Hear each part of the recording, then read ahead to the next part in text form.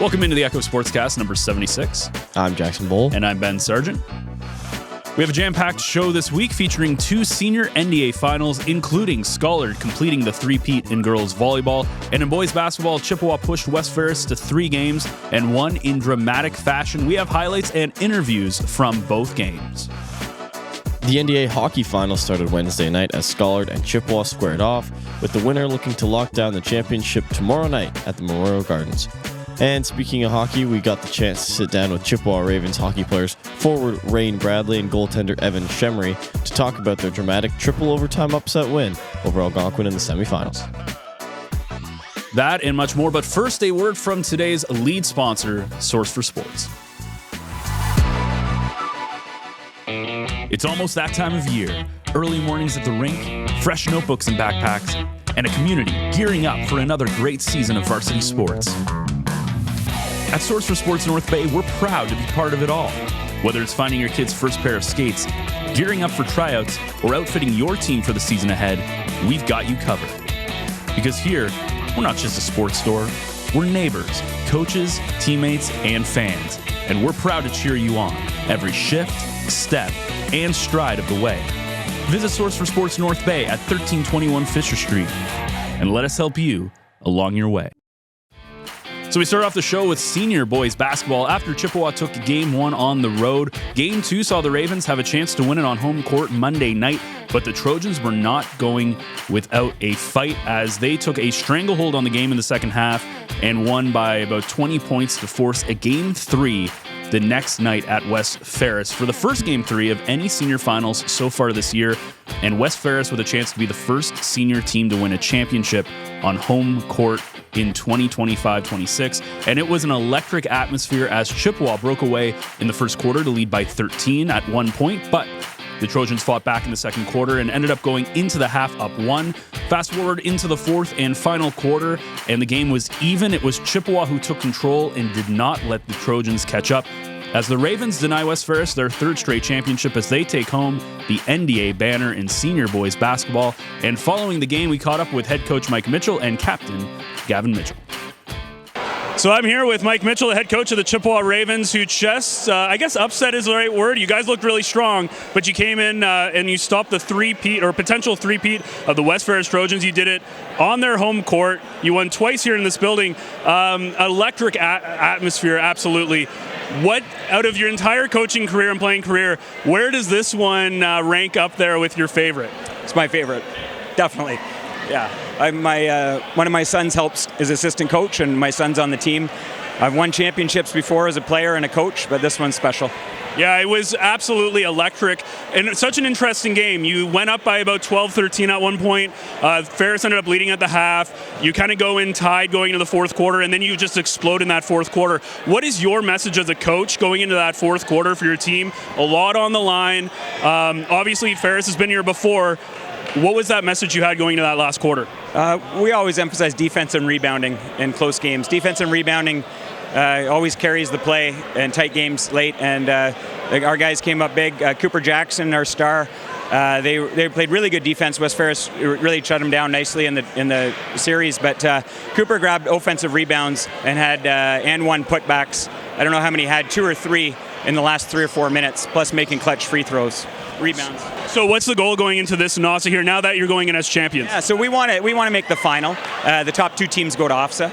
Last year we made the final. We lost to Llewellyn from Sudbury, and they got to choose to go to AA OFSA, which is what either team should be doing. And by default, we had to go to AAA OFSA. It's a great experience for our players and help them improve. But we want to win so we can go to AA OFSA and compete with the best schools of our size across the province. So juniors this year, you guys also, well, Chippewa's won basically everything it feels like at this point, or been involved in the finals. The juniors just win. There's a lot of great West Ferris juniors as well. Kind of reminds me of the Tugas Simpson era a little bit. Are you excited for the future of both these schools in the program and what high school basketball looks like in the next couple of years? You know, basketball in North Bay has just come a long way in the last 10 years or so. These kids here, these grade 12s and the fifth-year players started in the club, Spartans club basketball program when they were 10 years old and 11 years old, and played across the province. A lot of them play together on teams in the club season, and competing against the best in the province has certainly elevated the level of play in high school basketball in North Bay. And we're seeing it at the junior level, and we're seeing it at the senior level, and it's really fun to be involved. Well, congratulations and good luck going into Austin. Thank you very much.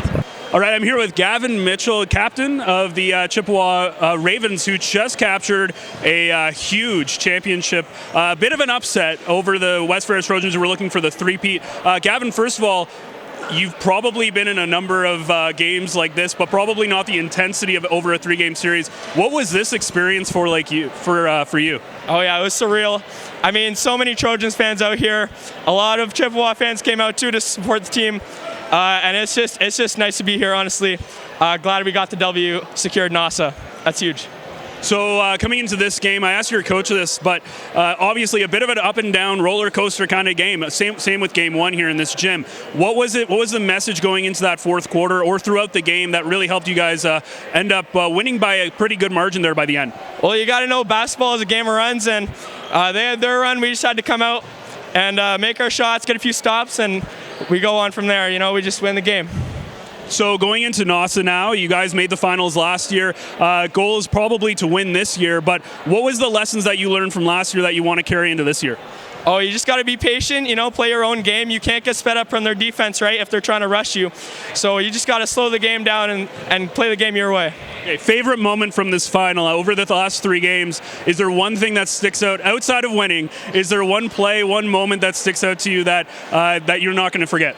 Of course I was going to say winning there, but I think just the atmosphere in the gym is just crazy out here, and it's nice to just make the fans a little angry when you score in their gym, and I love that about the game. All right, well, congratulations. Go celebrate with your teammates, and good luck in NASA. Thank you very much. So, first game three of the year, which is crazy because this is basically we've got soccer and basketball and baseball, and that's about it. That's it. It was honest. I will say this honestly, like out of all of the finals this year, hands down, the best one that I've seen. And I was there for games 2 and 3. I wasn't there for game 1. I was watching a bit of it, but yeah, it was both atmospheres, both at Chippewa and Ferris, absolutely electric. It was phenomenal. Yeah, I've heard that. Well, I've been a part of it where it's been super electric at Chippewa mostly. And then I heard that it was like people banging on drums and Home Depot buckets and all that in both venues. And so to be a player, probably like to take it all in would probably be pretty sick. Yeah, it was loud. Like, so football, you're outside. Football has a really cool atmosphere, but you're outside, so obviously there's a cap at how loud things will get without getting incredibly like audio engineer nerdy on you. But when you're indoors, obviously sound reverbs, it's a lot louder. It was like probably when Chippewa won and everybody storming the court, which was like it was a really neat scene. When they were storming the court, it was so loud that I was like, I'm probably going to get, my tinnitus is going to get even worse. That's incredible. Was there any artificial noise or just like horns and drums? I mean, there was like drums and horns and stuff, yeah. And they like Ferris has like the mic whenever somebody scores, right? Oh yeah. But no, it was just, I would say it's almost like 50-50 between Chippewa and Ferris. A lot of parents, a lot of coaches, a lot of students. But in an absolutely electric atmosphere, and from a covering standpoint, like from a coverage point of view, the perfect thing that could have happened. Like it goes to game 3, it's dramatic, it was tight. Like I think I don't remember the final score off the top of my head. I want to say it was like 60-54 or something like that. Yeah, less than 5 or 5 points, I think. It was very, very tight, and it was like I was getting nervous because you're like, who's going to win? Is Ferris going to have this insane upset? And I said this, you obviously haven't seen the interviews that everybody else has seen at this point. But when I was talking to Mike Mitchell, their head coach, I asked him if this is his favorite like final he's been a part of, and he's like, hands easily the best one. And I could see that this was, and I said that in the interview. It reminds me of the Tugas Simpson era a bit. Just having two teams that have, or two schools that have really, really good programs. There's not another senior sport that is as competitive as that, because no other senior sport has gotten to 3 games. The NDA football final is not, I would say, an ultra competitive game. Like Algonquin, once Dane came back as their quarterback, they kind of just cruised to the championship for the most part. It's just interesting because when you look at this, it's like every other final has been a sweep, and there's been a clear winner in the senior circuit. Yeah, I agree. I think both those teams, West Ferris and Chippewa, had played each other like a number of times in big games in the last couple of years. It ended up being Algonquin and Ferris in the final last year, but the year before it was Ferris Chippewa. And the Chippewa kids had sort of grown up together. Chippewa did a thing on their Instagram where it was a picture of the 3 boys, Charlie, Cooper, and Gavin, in 3 different states of their lives. And so, like, I believe it that this was the most important one for Mike and probably those kids. Like, they worked really, really hard, and they've been disappointed a few times by the Trojans, and so this was it for them. Yeah, and again, I don't want to call it, like, I feel weird saying it was an upset because Ferris was really good in the regular season. I mean, they only lost to Chippewa near the end, but Chippewa, I think, really turned another gear. They really found it in the last half of the season. Like, I would say them and Algonquin were pretty close, and then Chippewa just, like, even the semis. Like, the semis wasn't... Chippewa really had that game as a stranglehold in the semifinals. And then when you see them play in the finals, it's like there wasn't a huge...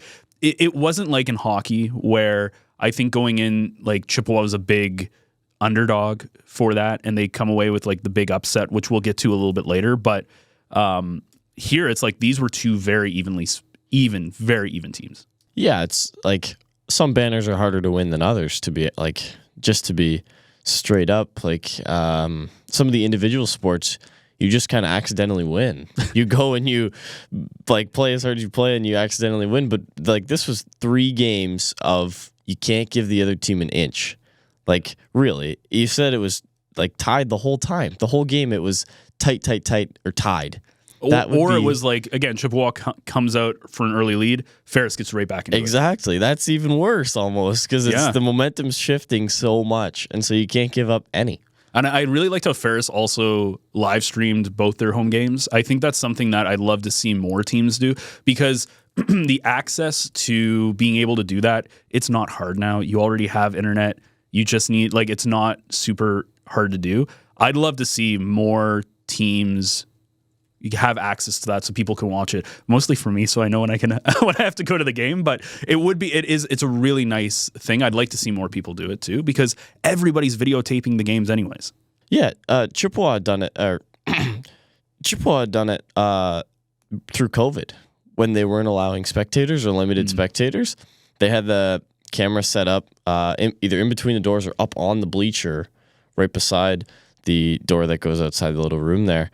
And I don't know why it was lost, really. Like, I feel like it's pretty easy to give a kid 2 slices of pizza and tell them to sit there all night and move the camera back and forth. I'm sure there's a kid who needs volunteer hours. Yeah, who that's would true. do that. I mean, that's what we did back in, like, for football. Like, I'm pretty sure when they do the Friday night games, like, we got volunteer hours for it. I'm assuming you still get volunteer hours for it.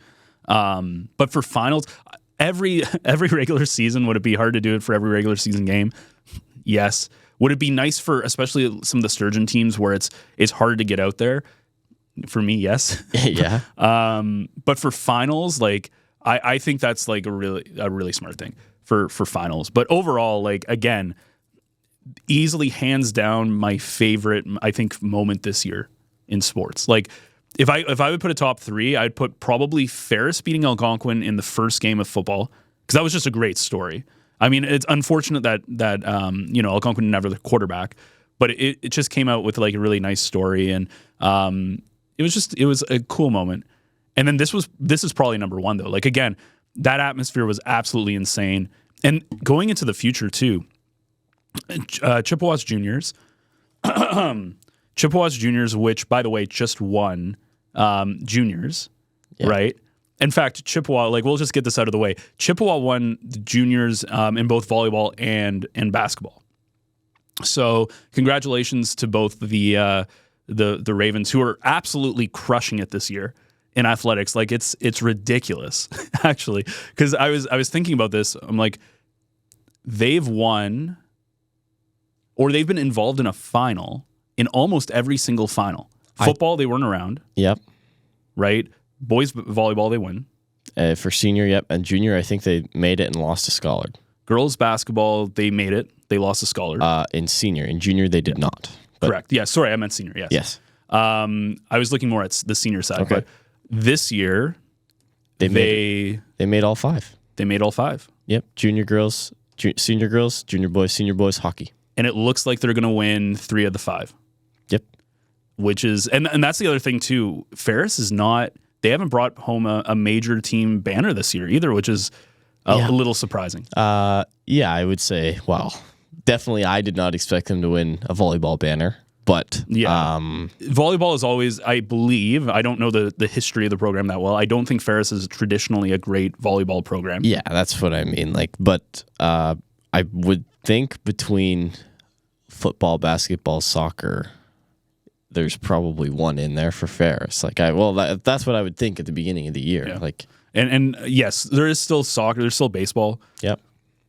So there's still opportunities, but it's just kind of interesting because I thought you would think going into this, you're like, okay, this is where Ferris will get there, at least have their one major kind of big championship. Now, next year is going to be super interesting because, I was talking to some of the parents afterwards, and they're like, a lot of the Ferris, like, they have a lot of people graduating this year, like most of their core team, but a lot of their juniors who won the championship, like in the prior years, are now going to be playing senior basketball. Chippewa is going to be losing a bunch of guys. Like, I think Gavin said he's not coming back. I wouldn't think so. I don't think so. I think I was talking to him before. He said he's probably not coming back. I don't know if Cooper's coming back. Hard to say. Like, you could see them all doing it together or not at all. You know what I mean? Like, there's a lot of players who are not going to be coming back, basically. Yeah. So then you have all the juniors coming up. I think that the senior basketball is going to be the most competitive league out of the trinity of major sports in the NDA.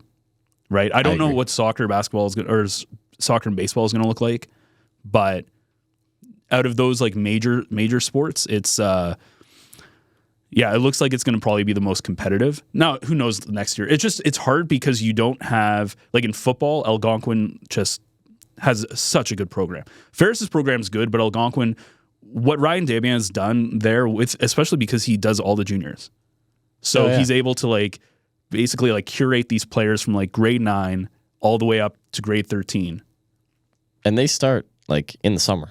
Yeah, like in like roughly the middle of the summer, like not even like last week. Like they do these like camps to get ready. They get a lot more field time, and like each kid cares about it and cares about making the kid beside them better just as much as they care about making themselves better, and it's pretty special. Yeah, and there is a disconnect. Like I think that's some of the disconnect. Like with a Schollard, for instance, junior team does really well, the seniors don't, and it can be hard when maybe two coaches have different. I don't know if this is a thing, but coaches could have different philosophies. They use players differently. Players don't want to come to play senior, whatever the case happens, right? But yeah, so Algonquin has like the foothold in football. Then you have Chippewa boys volleyball, Schollard girls basketball in the senior circuit, Schollard girls volleyball, which we'll get to in a second. Chippewa, and then Chippewa / Ferris in boys basketball. It's like it's the only one where I don't see a clear winner in there. And then hockey, of course, Schollard, because they're just so. We'll get to that a little bit later as well. And in the conversation with even Raine said that in our conversation later in the episode is that was their final. Like Algonquin, their semifinals was their final. The proof was in the pudding last night. I'll tell you that. If anybody had questions about that, yeah. So, anyways, if there's one sport, what I'm trying to get at is one sport to put to really look at. It's boys basketball right now. I think it's going to be the most competitive. At least in a final. If you have at least 2 good teams, I think it creates an interesting and great atmosphere.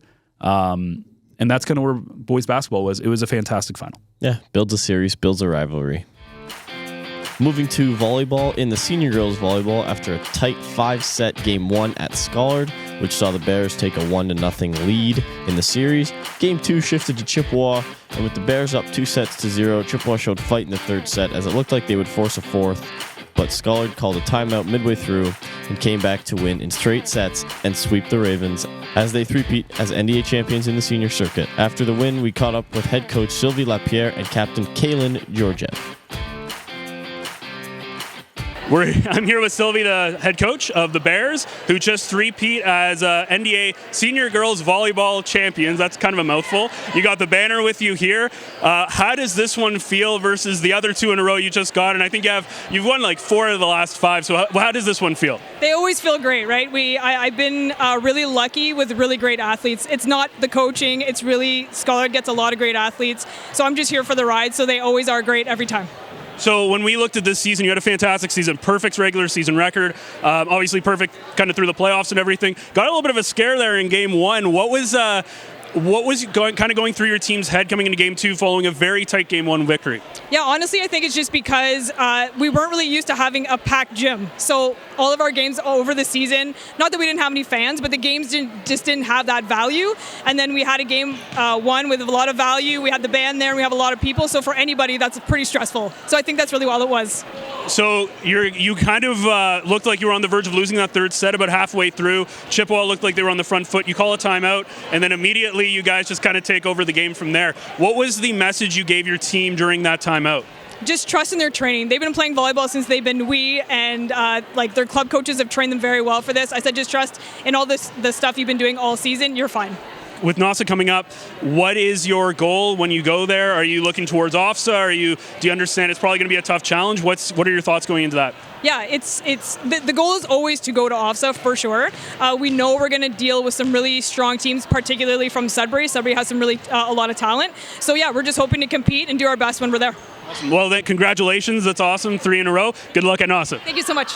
I'm here with Kaylin, the captain of the St. Joseph Scollard Hall Bears, who just went and three-peated as Senior Girls NDA Volleyball Champions. First of all, Kaylin, congratulations on your win. Oh, thank you so much. So obviously 3 in a row. You were part of, I'm assuming, a couple of them. So what does this one feel for you? This one's extra special because it's our last time all playing together, and we've all been together since grade 9. Like, this group has all been together since grade 9. We are actually a family, and it's so heartbreaking and also so rewarding that we can win this together for our last time together. Yeah, you guys had such a good season. You went undefeated. We come into here, you barely scraped by with a Game 1 victory.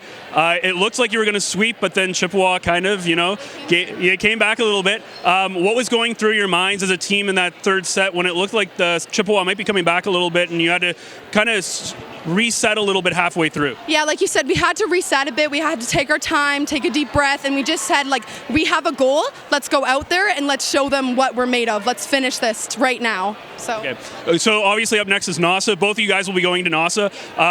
What are you expecting to get out of NASA? You're looking to OFSA, but what are you excited about or worried about going into that tournament? I'm really excited for us to all play together one last time. Well, if we go to OFSA, obviously. But I really want us to play our best that we possibly can and really show, represent the North, represent what we are. Yeah. So I'm assuming you're graduating this year. What are the future plans for Kaylin? I'm going to nursing school, and I will be playing volleyball at Canadore College. Well, congratulations. I think I saw that. Yeah, you were one of the people. Yeah. So congratulations and good luck in the future. Thank you so much. So Scollard does what Scollard does, which is not a surprise. They three-peat as champions. And interesting, so I get there to Chippewa, and I got there at just the beginning of the third set. Scollard was up 2-0 at this point, but Chippewa looked like they were going to win that third set. It looked like it was not going to be, because I'm sitting here please let this be straight sets, because the basketball game was starting. Thankfully, it was still at Chippewa. And I didn't get to talk to Simon. I forgot to mention that because they happened at the same time. So, Simon, I'm sorry I was not able to be there to cover your game. I think the banner he can wipe his tears with the banner. It's okay. We can get it. Can we get him in? Sure. Yeah, sure. We can get him in. Okay, well, Simon, if you're listening to this, reach out to Jackson. Yeah. Because he'll know it. We'll hook you up. But no, it was with volleyball, though. Scollard just, they took that mid-set timeout, which is pretty standard when you're losing, and they just showed what they can do. They just took the rest of the set by a stranglehold and ended up coming back by probably about 8-9 points down to just win that set. And there was a point where you're like, yeah, this is just, they're gonna win. You know exactly what I mean. It was very much how Chippewa does it in boys volleyball. Yeah. I mean, this year the girls barely dropped sets. So, I mean, and even Chippewa had a really good season as well. I think the only sets they really dropped was against Scholar. Yep. Effectively. I think so. But there still is a bit of a gap there between, I think, in senior girls. Like, the program that Sylvie puts together is so good that very much like Chippewa boys volleyball, it's that next step. It's that next level of commitment from a coaching staff and a player, from the players, that it's really hard to catch them. And they're in that same boat where I think they're looking towards OFSA in terms of that's where they want to be. Yeah, I'm not sure the strength of NASA this year. Often it's pretty good, actually, with the senior girls volleyball. Some of those single A schools come out of nowhere and declare up. But I think they're looking towards OFSA. I think that they're going to have a good showing at OFSA. Probably if they play their best 6 or best 8 players, it's going to be tough. It's a good sense of community in Scholar. They're very rarely are they, at each other's throats during the game. I think that they have a good team that's gelled together, and obviously very talented team and very talented coaching. And so that's sort of what you need to go far. I don't remember if this made it into the interview with Sylvie, but I did ask her about NASA, or kind of how hard it is or what they expect to go. I think she was saying that it depends on the strength of Sudbury. Yeah, 100%. Yeah, because some of those Sudbury teams, I don't know if it was like LaSalle, but a couple of those Sudbury teams are, if they have strong programs, it can be really tough. I don't know. I think in boys volleyball, I don't think it's the same. I think that Chippewa generally has a bit of a easier path, I would say, to OFSA. But girls volleyball, it's always been, I find, a more competitive, at the highest level, tends to have a bit more competitiveness than the boys. I agree. About 4 years ago, LaSalle had a chokehold on boys volleyball.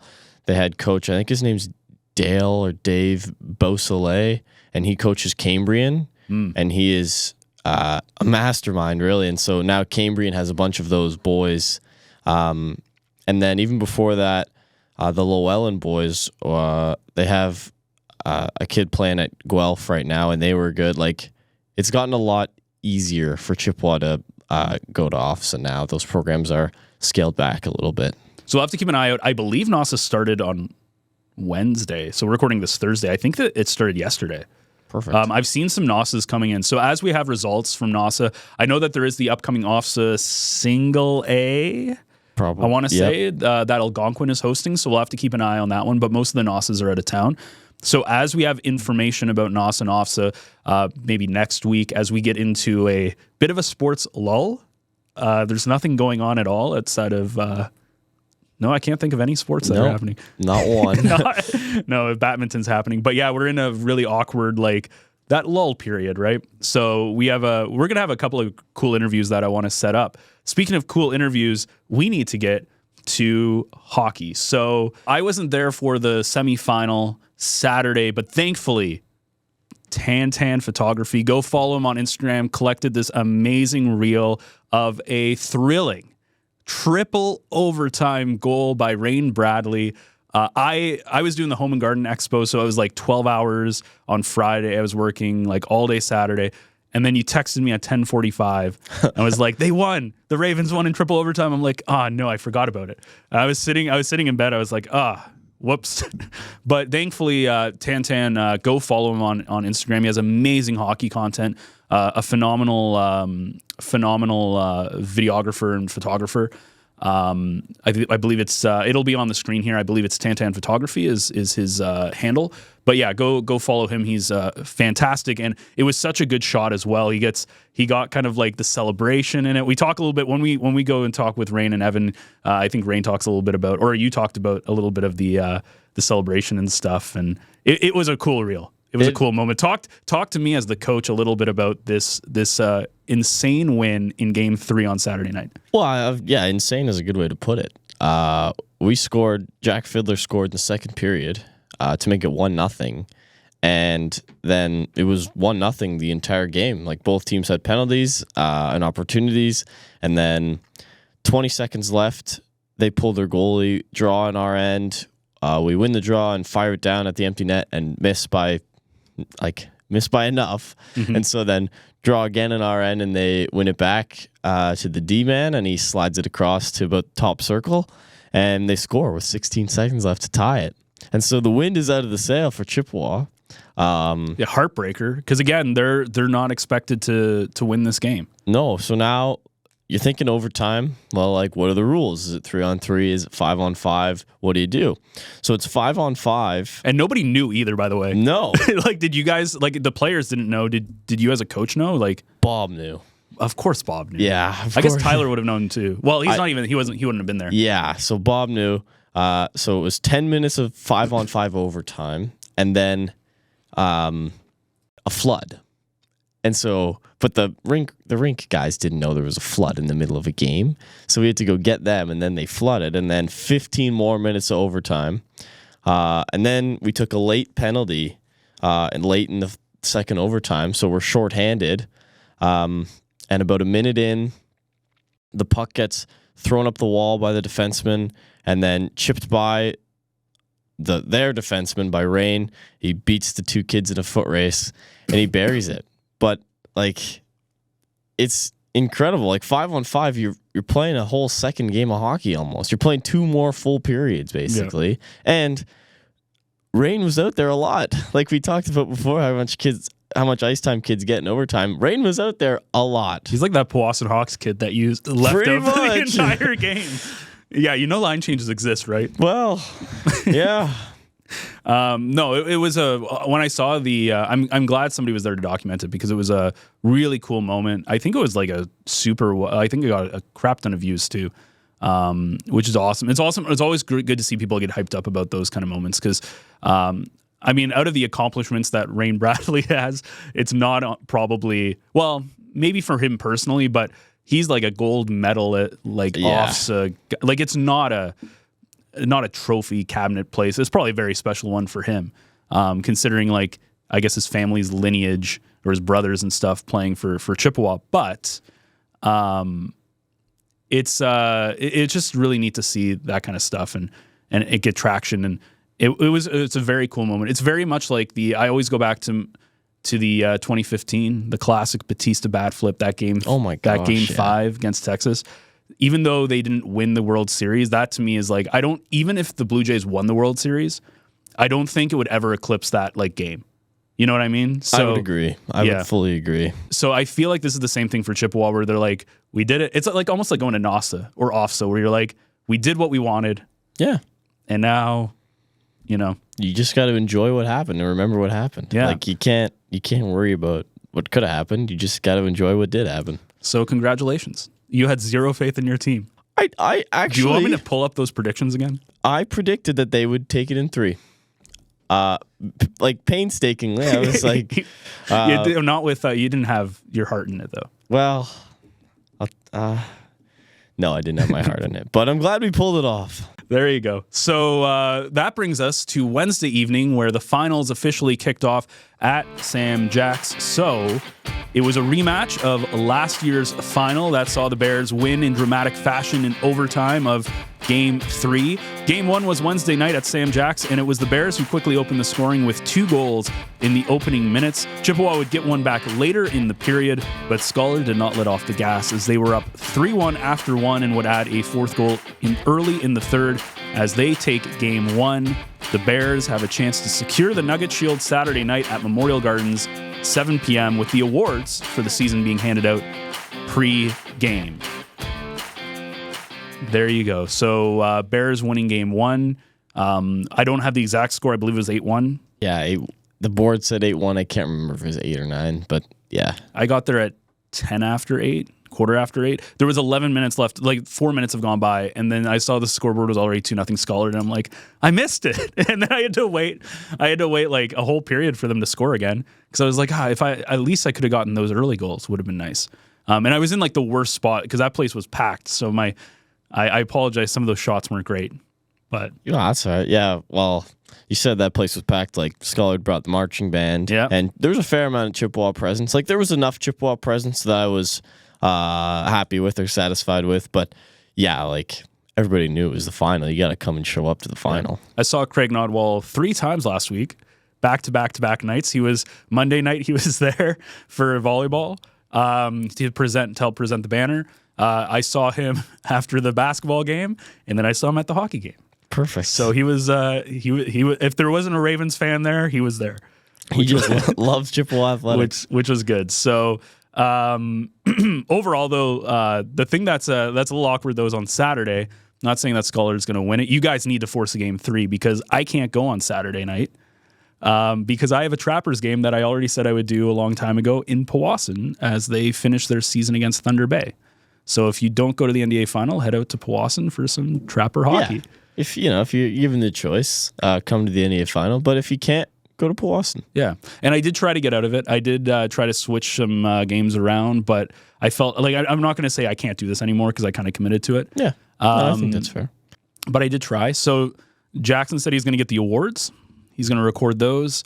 If Scholar wins, he's got to get the class. I know this is going to hurt you because, you're the other team. Every kid's devastated. I'm there with my phone out getting it all. Yeah, you'll have to get the you'll have to get the victory and stuff like that. So that'll be good. And then what I want to do is I'd like to reach out to Tyler and their coach and maybe get him in a player, depending on how the awards. Now it's kind of weird because we know what the awards are. Well, you know what the awards are, so I can't really talk about it here because they're not going to be out till Saturday. But maybe whoever gets an award for Scholar. Yeah. Well, I like we know who we're talking about, but you guys will. So we'll see. We'll see what happens. But I am going to reach out and hopefully get him on the podcast. I'm looking forward to talking to him. They went to OFSA. They went to AAA OFSA last year. Didn't have the showing that they wanted, but they've seen what NASA looks like. They've seen what OFSA looks like.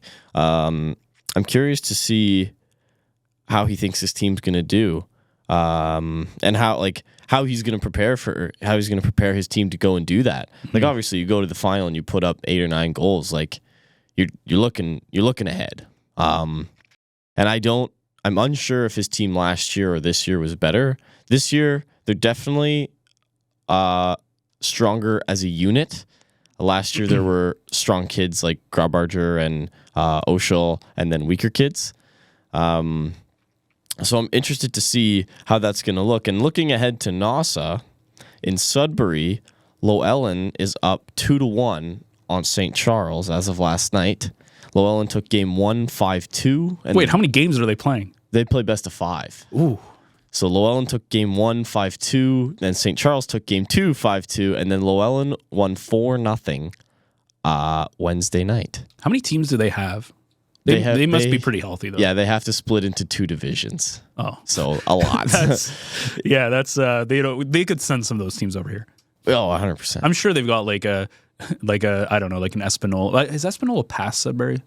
No, I think it's in between here and Sudbury, right? I think it's adjacent. Like it's anyways, very close. They could send some of them over here. 100%. But sure. I think I would have expected St. Charles to come. So if it's Llewellyn at NASA, then Scholar might have a chance to go double instead of AAA. Interesting. So I'm going to reach out and see if maybe we'll see them on the Sportscast next week if they're available. I also do want to reach out to the Algonquin coaches as well and that team because it would be neat to have. It would just be neat to have like everybody on, and I feel like the only reason we got Raine and Evan on today is because you're the coach of the. Like we don't have like a Chippewa, what's the word for it? Agenda. Or bias. Well, Yeah, it's just because you have the access to the players, so it's easier to get them in. But some of the students were, I would say, displeased that I predicted against them in the volleyball and basketball final, and I tried to explain, like, I can't just come on here and it's like a Homer broadcast for Chippewa. Like, it's not the Chippewa Sportscast. It's all of North Bay, and I have to do my best to be objective, and and you're sitting over there with all like the finals and the victories, and I'm a Ferris alumni. Anything, please. Yeah. Well, I mean, I predicted the Scholar Senior Girls to sweep, and they did, and I predicted the Ferris boys to beat the Chippewa boys, and they ended up not. But yeah. So it would be nice. I'm going to reach out to Algonquin as well. Hopefully, get all 3 coaches in, which would be awesome. And then again, we have this lull. We want to do some Sports Hall of Fame stuff because that's coming up in May. So I'd love to get some of those like nominees and inductees and stuff in there as a transition into soccer and baseball and track and field and all that kind of stuff. So yeah, it'll be interesting. And then I'd also like to bring in some of the basketball guys, some of the volleyball people. Like just bring some of these students kind of in that haven't done it. But if you know anyone or if you have any contact, reach out to me, ben@northbayecho.ca, and we can set something up or send us a message through Instagram or Facebook or whatever. But we do need to get to our main attraction today, which is the interview that you conducted. You didn't let me go on the mic. No. Yeah, that's how it went. I'm going to be honest. It was like 3 o'clock in the afternoon, and I just did not want to. I was okay producing that one. Just sitting behind the computer a little bit because I did recording all day. That makes me feel better. So you got a chance to sit down with a couple of your players. Yeah, Raine and Evan, 2 of the biggest players in the semifinal, like objectively, and it was a great interview. Yeah. All right. Well, let's throw things over to our spotlight interview this week with Raine Bradley and Evan Chemery.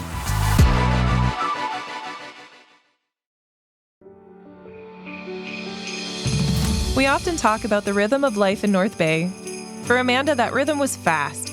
Hockey practices, baseball games, juggling a full-time career, and keeping up with 2 energetic boys. But life hit pause after routine surgery led to a call she never expected. Stage 2 breast cancer. No symptoms, no warning. Suddenly, Amanda was facing a double mastectomy, reconstruction, weeks of chemotherapy and radiation treatments, and several additional surgeries. The path ahead was overwhelming. Through every stage, one question stayed with her. How do I keep being mom for my boys? Amanda's care team at the North Bay Regional Health Center made all the difference. They understood how deeply she wanted to hold on to familiar routines, cheering from the stands, being there at bedtime, staying present in the moments that gave her strength. Their compassion kept her connected to the 2 people who kept her fighting. She stayed present, she stayed grounded, she stayed mom. This holiday season, help ensure patients have access to the exceptional care they need during life's most challenging moments. Your gift helps patients like Amanda stay connected to the people they love while strengthening healthcare for families across our region. Visit nbrhcfoundation.ca or call 705-495-8125 to give. I am here with Chippewa Ravens varsity hockey stars Raine Bradley and Evan Chemery. Guys, welcome in to the Echo Sportscast. Introduce yourselves, talk a little bit about your hockey experience or Chippewa athletics experience. Just give everybody a little bit about yourselves. Okay, yeah. So this is, obviously, we've both been at Chippewa for 3 years. I've been on the team officially rostered for 2 years. My first grade 9 year, I was an AP with them. The past 2 years have been great. This year, obviously, it's going to be a bit of a different, it was a bit of a different story based on how the start of the season went, but we're rolling other sports. Last year, I played Chippewa volleyball. This year, bad circumstances, but didn't make it. We both play Lakers volleyball as well. We both play club. We both do badminton. We're both very much versed in the sports in North Bay and at Chippewa. So it's a really cool feeling to play back-to-back NDA finals and everything. So I don't know how you're feeling about that. First NDA finals for hockey, but yeah, I'm Raine Bradley. I obviously go to Chippewa here. Play quite a few different sports there. Most notably track and field and now hockey, which is this first year doing this. I'm excited. It's definitely something. seeing my brothers play the last 2 years, it was really cool. I was debating playing how do I say this? Yeah, I was debating playing last year with my brothers because I thought that would be really cool to get to play with my brothers. Like, I never thought I'd have the ability to experience that, considering they're 3 years older. But, yeah, I'm excited going into this. I feel like the semis was a little bit more like our finals. Yeah. But I'm excited to see how this series goes. Yeah, I agree. My dad and I had talked about you getting the opportunity to play with your brothers last year. Like, if that was an option, how your dad Todd would feel about that, because he was a former Chippewa hockey coach, and how your mom, obviously a big part of Chippewa community. I said on the show last week that the semis it feels like the final. Like, both teams sort of feel like that. Algonquin has honestly not come very close to beating Schollard. Different game with the contact, but you're right. Like, it felt like a final. People are treating it like a final, I would say, in the community. Definitely. But it's a huge win. There are not a lot of teams that go 0-10-0, not even forcing a game to overtime, scoring a total of 9 goals in 10 games, and winning the semifinal. Yeah, definitely. Yeah. Well, like, I don't know if you guys read the article on Beta Day that went out. They were talking about, I think they put it as Cinderella story on ice. They were talking, they had a little article about his goal. It was a beautiful goal, skated all the way up, like, coast to coast, right under the blocker. I think it hit off of his blocker, off of his chest protector, and then in, like, off the side of him and in. And then they also had that little section about the shots and everything. Like, it was insane. Triple overtime, probably the longest game I've been a part of. I didn't realize he scored at first. The second that puck went in, I think our entire bench froze for a second. And, like, honestly, how'd you feel scoring that goal? I can't even lie. So it was a long shift already. I was more on the penalty kill because Drayden Fernandez took a late penalty. It is what it is. Penalties are going to happen. We got to just move on from them. Speaking from experience. Well, I think we're probably the most penalized team this year just from the start. I think we were getting frustrated with some of those games at the start, having those 12-2 losses and 10-0 losses. I think by the end of it, we were all just pissed and forgetting it was non-contact, taking stupid hit from behind penalties like that. But we've definitely cooled it down a bit. And like game 1 against Algonquin, I think what really got us, they had 22 penalty minutes. They spent over half the game in the box, and that really gave us the advantage. I think all 3 of our goals were power play goals. Pretty sure, yeah. Yeah. I think they were. Yeah, well, I mean, special teams, like, you get to have your best players out there. Special teams being power play and penalty kill. You get to have your stronger players out there because they can handle being a part of that.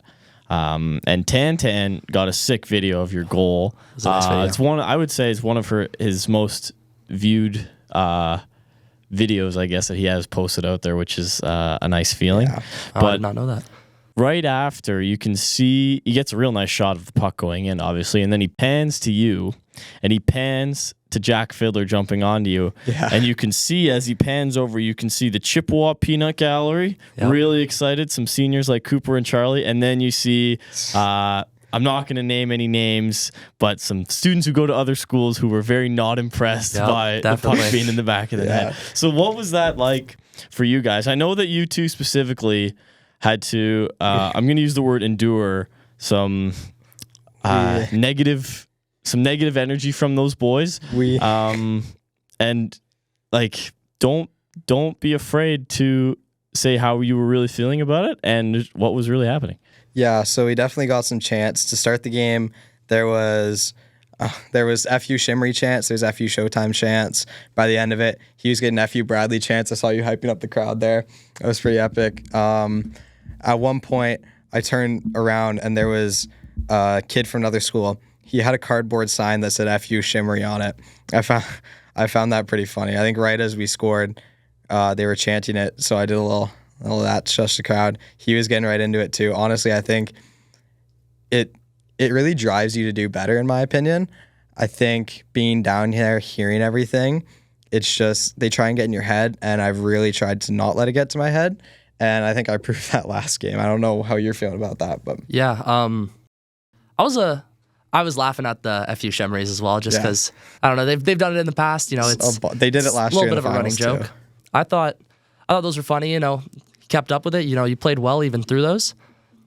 Yeah, I heard mine after being down for a few seconds, and I get up and I start hearing it. I'm like, oh wow, all right, they want something. They want something to happen here. So I'm like, okay, let's give them a show. This was firing me up personally. Gave me that little extra boost of energy. I'm like, all right, let's do something. Let's show it. Show it. 100%. The referees did put a stop to it one time, notably, and maybe other times, but I think it's something to note that it's the only sport that would really be possible. Yeah, definitely. That's not happening at a basketball game. No way. So it's a very, I would say, hostile, tough environment. There wasn't really fights like there were in the past. We weren't worried about anything in the parking lot or anything. And Chippewa, as a team and as a school, wasn't really in the position to do a lot of the talking. And so that was fortunate that you guys, there was nothing from our crowd. There was nothing from our bench, really. During the game, there was a pretty big fight in overtime, but that got sorted. I was surprised no one got ejected after that. I did. I was a good child there for once, and I stayed out of it. I noticed that. Me and Saint Denis or whatever. I'm not sure how to pronounce it. Saint Denis. Caleb. Sorry. Yeah, me and him were in front of the net. We're kind of pushing it around a little bit. We're like, ref comes over to us, like, get out of there, break it up. We're like, hey, we're good. We're gonna leave. I'm like, you good? So we left. Just had our arms around each other, just watching the fight. Well, I think that's the best way to do it, to be honest. But I'm glad that you guys both channel it into being not like center of attention, but you use it positively instead of negatively. Because I'm sure there are a lot of kids, even kids who are equally as successful as you two as hockey players, that it would probably affect them differently. Just as an example, I think your two brothers would fire them up. Oh, definitely. But I think for sure. A kid, I'm going to out him, like Gavin Thibodeau or Lucas Nashqua, I don't think it would fire them up the same way. I think Gavin's too laid back for that. I played with him last year. He was very much just let's play the game. Let's do what we can. He doesn't really talk to anyone during the game. He does his thing. And then after the game, he's more talkative, but he's very much a laid back kind of player. Yeah. So two very talented players, obviously, and they would just react a little differently. So good for you guys to be able to handle that. Yeah. So finals, we're recording this on Wednesday. Finals are tonight, obviously. Yep. So what is your two individual outlook on it? Obviously positive, but then what's the team outlook? How are you mentally preparing? Because all of a sudden, it might not be a walkover, to put it nicely, to put it sort of bluntly, but it might not be a walkover for Schollard. Well, we're all going into this game, we sum it up to what it is. Schollard's a good team. They've put in the work. They're where they are because of what they've earned to do it. They've worked their butts off. They've practiced crazy, and they're there for a reason. And I think it's nice going into that game with a feeling we have nothing to lose. We already won our season. We did what we needed to do. We won our game. So going into this is just a little bit of a bonus. Nobody's expecting us to win, to put it that way. So if we do give them a run for their money, great. Let's do it. Let's try our best. But then at the end of the day, if they do end up there, they just blow us out, then it is what it is. They're a strong team, and you got to sum it up to that. Good goals are going to happen. Good plays are going to happen. It's all about how you come back from them.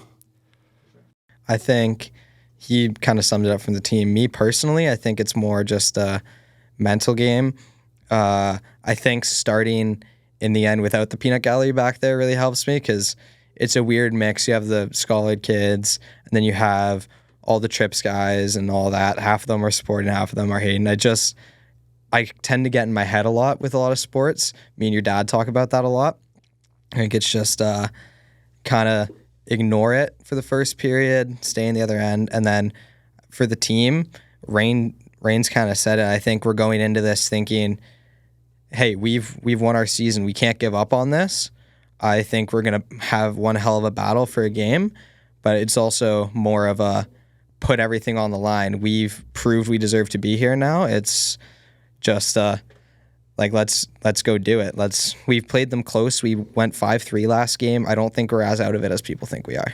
I think that's the best way to look at it, honestly, that you guys have came and done what you are beyond what you were expected to do. Yeah. I think the last important piece is go out with dignity regardless. Just because you've done what you don't go take a checking from behind or anything, or don't like go out with some pride and remember that you also deserve to be here. Yeah. Admittedly, as you said, starting in the end without the peanut gallery is important. Like Dad, Bob knows all the rules. And he's not convener this year, Tyler is, but he still knows the rules, and the referees don't always know the rules. So there's some like questioning of, do we switch sides or do we not? And the Chippewa bench was absolutely not. No. Nope. Keep our goalie as far away from the other side as possible. And so I don't actually know what the rule said. Were we supposed to change sides at some point? Probably. I think I saw the refs kind of just come up and ask with benches, like, are you good to stay? Are you good to stay? And I saw Melnick's face immediately go, yep, stay. Yeah, we weren't even going to entertain it. So, and I think that was the right decision. So both of you are decorated Chippewa athletes and athletes of external like training or external work with other teams. Talk to me a little bit about either your athleticism or like your track and field, for example, or your work with other teams that you've done this year. Talk to me a little bit about that and how that's affected this Chippewa season. I'll let Mr. Offsick take this one first. All right. He's wearing the hoodie. Actually, I'm wearing the Offsick hoodie today. No. Well, I feel like my biggest thing is always track. You know, it's important to me. I'm still training. It's really nice now that we have the dome, though, the Canada Sports Dome. It's changed. It's a game changer. Like all the people down south that I compete against, they practice all year long. So now that we get some time in the dome with the North Bay Track Legion, I'm still able to continue training for track. So that's a huge win for me. It's nice because now I don't have to get out in May when people have been training outside for 2 months. I gotta get a little bit more of a jump, so it keeps me a little bit more competitive. And both of your numbers obviously have to be called in your respective other sports. And so how does that translate to your number being called for the NDA semifinal? Like you've been accustomed to that pressure. Who are some coaches or some other people that have helped you through that? I think for me, some of my biggest have been, well, my goalie coach, Nate, obviously. He's goalie coach of the battalion and all that too. Nate has helped me a lot with my mental game and private sessions, obviously, with my physical game. He has really kind of coached me how to get out of my head because, like we've talked about before, last year, my biggest problem was just I would overthink things. I'd stay in my head. I think that's helped. I think Madame Montcalm, our curling coach, she helped me a lot because I was overthinking everything. And I've kind of learned that, honestly, just if you don't think about it, you'll play better. Like our volleyball tournament, we were in Kitchener. Was our last tournament Kitchener? No, our last one was in, where was it? It was Niagara. Niagara on the lake. Yeah, we were in Niagara. And we both didn't play that much. But my first set that I played in, I noticed like I was shanking too many balls. And I was talking to Sylvie Lapierre. She's our coach. And first thing she told me was, stop thinking about it. So the next game I played probably one of my best sets I ever could, and I honestly just didn't think about anything. And I think that's what's helped me a lot. Same with hockey last game. I got into the net, I shut my brain off. I wasn't thinking whatsoever. I just looked at the puck, blocked it. I don't know how it goes for you, but... Yeah, well, it's definitely... I'm going to go back to track here again. Like, of course. I've had some struggles going through with track. Like, I'm not sure what you know about like track, but in my provincials year, 2024, I went into like the provincial meet for Legion in the summers to get me 2 nationals, and I crapped the bed, to sum it up to that. Like I went into it over cocky. I was tired. I didn't get much sleep coming off of OFSA. Like I'm gonna be honest, I was cocky. I thought I was the shit. And then, pardon my language, and then I go out there and I crapped the bed, and I came like 7th. It was terrible, and I was so in my head after those first few throws. I was done. I was out of it. I was mentally messed up. So after that, going into summer games, my mom helps coach me with track and field, and she set me up with this guy, Cameron Branch. Do you guys know him? I think he used to go to NIP. Like, did he play? I think so. Yeah, I recognize him, but he's a sports psychology coach, and he helped me. He did wonders with me. I met with him a bunch of times in the summer, had some meetings. He taught me some ways to get out of my head and how to focus on recentering and just being in the moment more. So he was a huge help to me. Of course, my mom, she's been there with me through everything. Like, she has helped me out so much with every sport that I've been to. I can't be more thankful for her. Now she's teaching us physics. And now she teaches us physics. She does a lot. But like, I couldn't do it without my coaches. My coaches mean everything to me, and it's really nice just to have that feeling, like that support behind you. Yeah, I think the mental piece is obviously really important. Like, special athletes, like, it's not just about going out there and picking up a stick and putting the puck in the net. Like, there's a lot more to it. Picking up a disc and throwing it into the grass, or like receiving a volleyball and putting it where it needs to be is more than just pen to paper. And so I think the mental part is really important, and it only gets tougher as you grow older and stronger, and people start to care more realistically. Like, senior NDA sports is definitely not the most watched thing, but we were talking off air a bit about the senior boys basketball. It would have been last night at West Ferris, and they have an announcer, they have full bleachers, they have community members, students from pretty much all the schools. North Bay Battalion players were there. Like, just about all the groups, all the demographics that you could ask for to be there supporting you, and it's tough. Yeah. Like, at the end of the day, you're 5 17-year-olds playing basketball. I think, like, in terms of most watched sports, I think hockey playoffs is definitely up there. I was lucky enough to have the opportunity to play in the finals last year after some stuff happened in game 2. I remember I only played about 3 minutes in game 2 at the end, but after the game, I opened up my phone. I got a video from him. I still have it. It's one of my favorite videos. Right as I got in, the entire arena was cheering, like, "Let's go, Evan. Let's go, Evan." That really kind of clicked, that atmosphere. There's nothing like it. You have Scholar brings their marching band every year. They're blocking off student sections. We had all of SAC there. We had a bunch of our teams. Like, Ferris can get pretty packed. It was shoulder to shoulder. It was an insane experience. Yeah, so let's talk a little more about last year's NDA final, last year's team.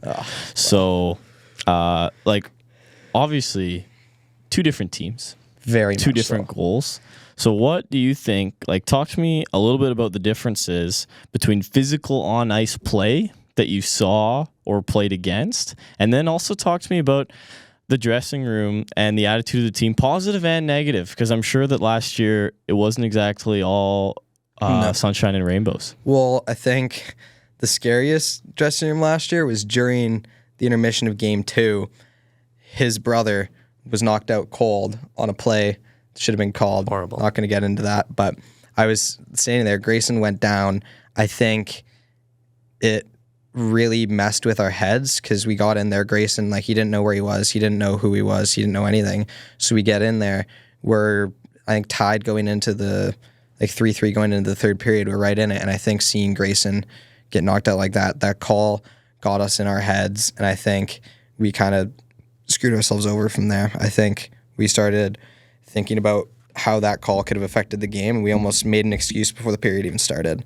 And then, like, the Marcus thing that happened, that got in our heads. There was just a lot of things that went wrong for us that put us not there mentally. And I think Coach Richardson, like Greg Richardson, really kind of noticed that. So he was talking a lot in the room. We had a second, your dad, I don't know if you know the legend of the Bobby Bowl speech, but before every game, he has in the dressing room too. He went into the center. All of a sudden, he just started screaming his head off. A guy like Mr. Bull, a guy who never does that. It took everyone by storm. He just started screaming and like swearing, yelling about the other team, how we got to kill him, blah blah blah.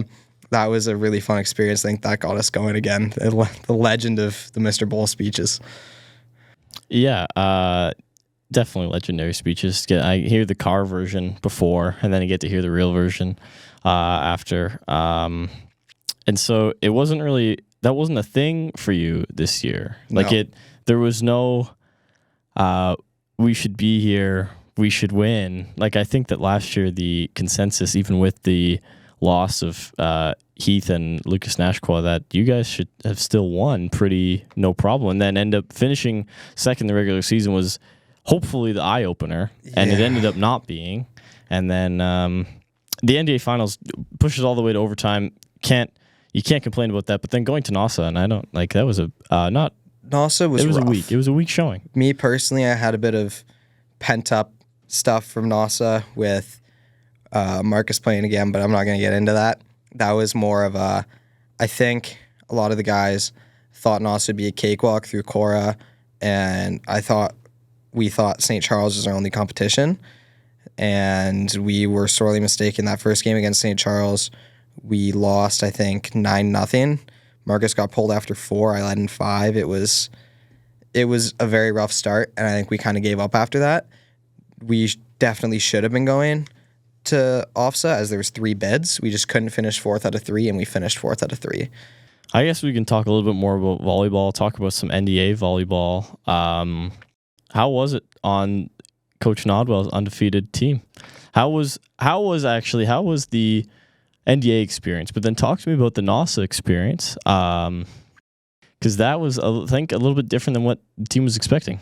Yeah, definitely. Well, NDA, I'm a huge volleyball guy. I love high school volleyball. I think it's so much fun, especially being at Chippewa, where we have that reputation. Like, we built that program. Like, it's strong, it's tough. We go out there to play. We go out there to win.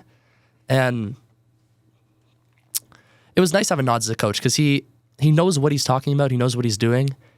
And he let us, he used our talents. In practices, he used drills that he knew would bring out what we needed to work on, what we needed to do. And NDA it wasn't too much competition throughout the season. Just, I don't know.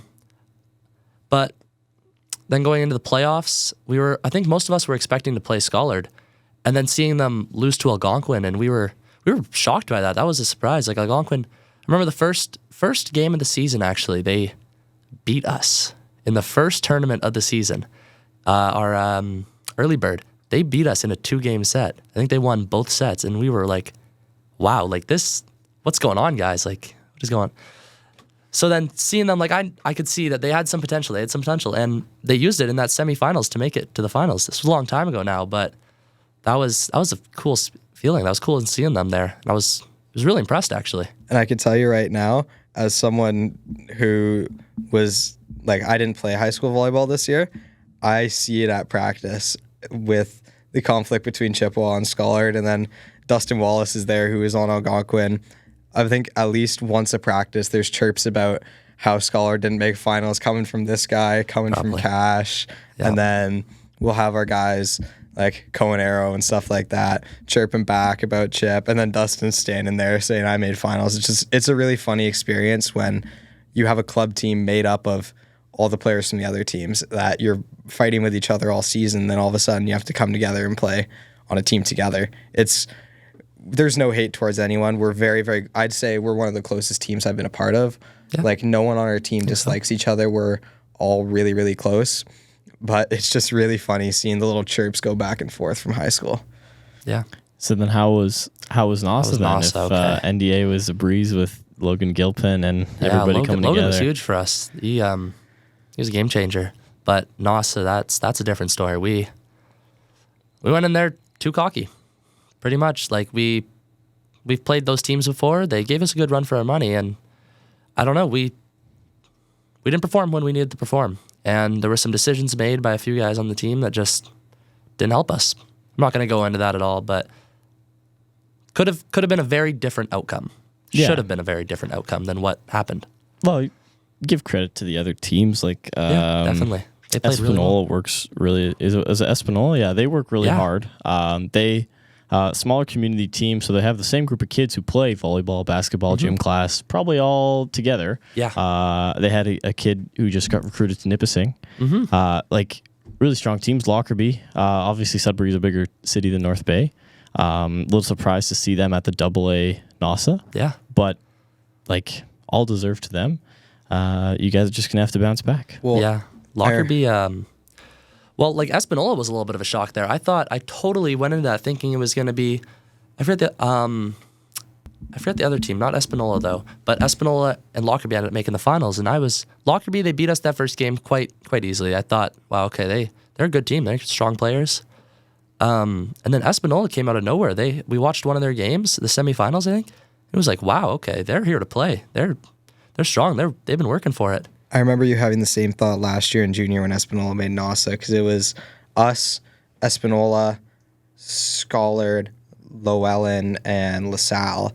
And I remember we played Espanola. They weren't as strong in junior, but I remember having a conversation thinking, like, Espanola was the one that came out of, I guess, the Sioux Loop. It's the forgotten one. It's the North Shore Loop. It's like Elliott Lake. Like they often just, they don't even have a hockey loop, I don't think. So they just give it to Sudbury. Yeah, and the Sioux didn't send anyone out of NASA, so Espanola came. I remember us being a little surprised last year about it. I think we beat them in 3 sets, but they definitely gave us a run for their money, which was very unexpected. Well, Espanola, like North Shore, always has those surprising teams. Like you see it a lot in track and field as well. Like they have some really good athletes down there that you wouldn't expect. Like I've been talking to this coach for track and field. He's from Manitoulin, and he has all the Canadian records. This guy didn't even go to OFSA because he lived too far from his high school to compete at OFSA. Yep. But then he would do all like the nationals and stuff, and he has all the records. I'm like, you don't even go to OFSA, and you have the national record by like 10 meters. I'm like, what? Yeah, he was throwing pitchforks as jabs on his farm, like somewhere in Manitoulin, and he's got all the records now. Yeah, throwing them off he's on the island. Manitoulin Island, built his own rings, and he has all the Canadian records for U16 and U18. I'm like, wow. Like, that's what's weird about Northern Ontario sports. Like, there's so many weird rules. Going back to hockey, for example, NASA, so us, Sudbury, Sioux, North Shore, we're the only place in Ontario that you can't play rep or junior and play high school. I think it's ridiculous personally, but not my, like, it's just weird. You have weird rules like that, and then you have like NASA bids, and it works way different than anywhere else just because we're in Northern Ontario with different divisions and like how many go to each NASA and like what you can do to make OFSA and rule. Like it's just weird. You go down south and you see none of that. It's very much structured. Like if you go down to like an SDSSA or something like that, it'll be like top 2 go to OFSA and everyone else is done. It's not, there's never any like you're hosting so you get an extra bid or whatever. It's weird like that. Yeah, just a touch on the rep for the club and non-club stuff. Like they don't allow you play junior or like rep level hockey and high school, and St. Charles or St. Mary's or Cora from the Sioux have medaled at the last like 5 OFSAs, and they don't even use their players, which is hilarious. So it's tough to make the argument that we need them. Like North Bay seems like they need them, but Sudbury and the Sioux have no problem. They those teams are insane. Like that medaling at those OFSAs is such an achievement, and it's like wow, because you're going against guys who are all drafted to or OHL. I mean, sorry. Like I heard Caden McGregor. The team that won AAA OFSA last year, every single player on their team was drafted to the OHL. Well, they had... I could be wrong about that. Don't quote me. They had Caden McGregor last year, and he put up some crazy... He went first overall in the OHL draft. He put up, I think, like 27 points in 6 games or something. Like, you have these guys that are insane, so having teams like St. Charles and Cora, who are always good at hockey, they have their academies for their cities, beating teams that have guys that can put up 4-point per game numbers like that is just insane. I don't know how they're doing it. Yeah, well, it's nice to have them in our district, so we get the extra coming bit from the north. Exactly. Yeah, we all of a sudden we love those guys. Yeah. Do you guys have anything? That's all I got, really. No. Okay. Oh, really? Well, thanks for the time. Thank you for having us. Yeah, this is awesome. Thank you, guys. Raine, like coming from a long list of athletes in your family. Yep. Mom's an athlete, dad, former OHL player, Yep. big part of Chippewa, both your brothers. But you're definitely not in their shadow. No, you I shine. appreciate You that. shine brighter than them. And I will continue to believe that as you're only in grade 11, off the gold medalist. Mr. OFSA is what they call him. And then Evan, obviously you face a ton of your own adversaries, but you work, Evan, of course, you face a ton of your own adversity, but you work harder than a lot of the people that I know. You look for outside training and coaching pretty much everywhere. You work hard on different parts of your game, not your physical, but your mental as well, and respect to you for that. And 2 great athletes at Chippewa. Definitely have some names on banners, and we'll continue to have more names on banners. For sure. So, hopefully we'll win another one starting tonight. Ooh, I don't know about that, Let's but go. hopefully, We got that. Thanks, fellas. Yeah, Thank you guys. Thank you so much for having us. All right, so before we get going, we have one last thing to talk about. We haven't done a lot of Lakers and Panthers stuff now. I know the season's coming out. I believe the Panthers men's volleyball and women's both lost in the playoffs. I know the men's lost in the semifinal, 3-1. But speaking of the Lakers and volleyball and good news, the men took down UFT in their first ever playoff victory, which is fantastic news for that program. Yeah, in straight sets. They made it look easy. Yeah, they went down to Toronto. Yeah. I think UFT's 6th ranked in the nation or something like that. Yeah.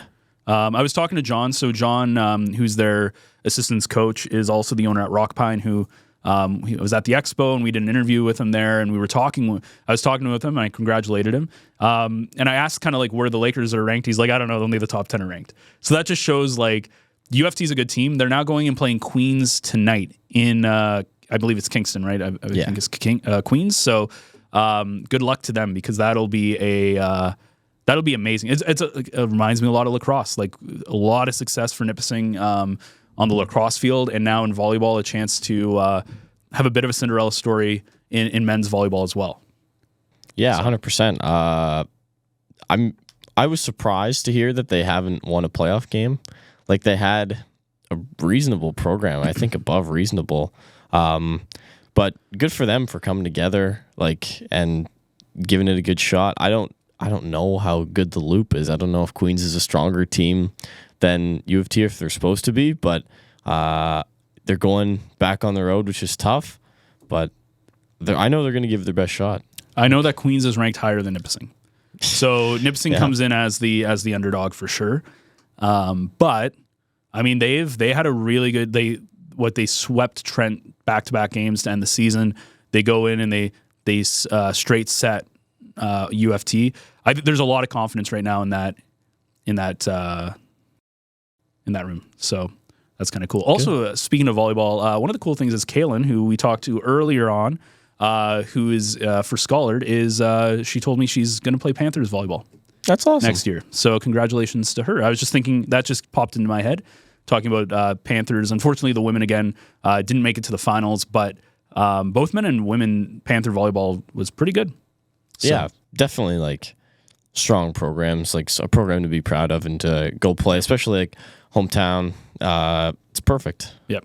And I think that Lakers volleyball is the only Laker team sport, like ringette's still going on, but I think the women's didn't make the playoffs, and I don't think the women's... Oh, no, the hockey team did beat UFT, or sorry, not UFT, Ontario Tech at Sam Jack's last week, but I don't remember how they did this coming week, because they had their play-in game. Oh, yes. Get into the playoffs. But we will collect all of that next week, because we had a lot of stuff this week. So next week, we're going to go and round up a lot of the stuff that we've missed in the last couple of weeks, some of the social stuff. There was some great stuff from NASA and OFSA that we saw on socials. So again, we're going to collect a lot of that stuff going into next week, because we just had so many finals to cover this week. We'll also have the finals of the Scholar game. Probably not any footage if they win Saturday, but we will have the celebration and hopefully maybe a comment or a little interview with some of the Scholar hockey players. So keep an eye out for that for next week, because it should be good. Absolutely. Looking forward to it. Yeah, are you looking forward to game 2? Yes.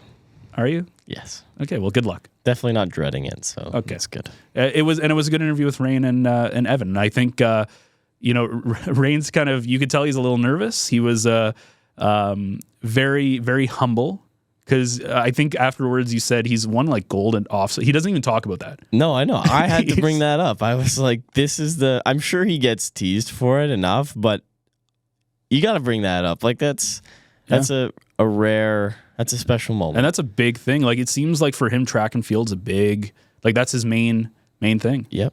Because he's not a big, like, obviously he plays a lot of like hockey and stuff, but his brother plays for the Voodoos. So it's like, you could tell like where people kind of, even volleyball, I don't get the sense that volleyball is his like favorite thing. You know, he likes it, but I have a feeling that like track and field's like, that's his, you know. Yep. It's all on him. Like in track and field, and he loves it. Last year he won NDA for badminton as well, so he's all over the place. All right. Well, we'll have some. Is there any badminton going on next week? Always, yeah. But it's in Mattawa, so okay. I can. Yeah, we'll see. No, that's fine. I know we'll be there for the NDA tournament whenever that happens. I think it's in March.